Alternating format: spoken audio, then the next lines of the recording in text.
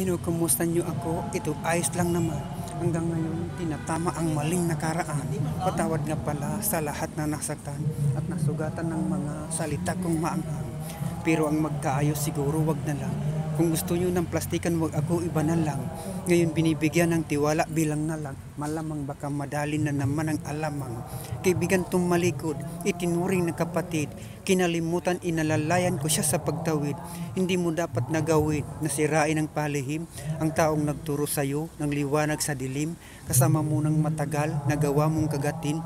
Ganoon ang ahas paggutom kahit sinusutuklawin. At sa mga nagtsatsaga upang ako'y pabagsakin. Bilib ako kahit papano sinubukan nyo pa rin. Tanong nila tol, kumusta ka na dyan? Sagot ko'y eto, ayos lang naman. Sa mga naniniwala, appear lang tayo dyan. At sa mga hindi naman, wala akong pakialam. Welcome, Exia Page.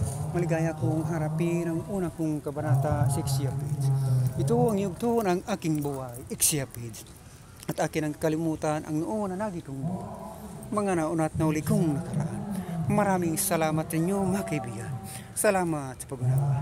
Salamat po sa manghang na panonood at pagtangkilik sa The Lobster Secret Lab.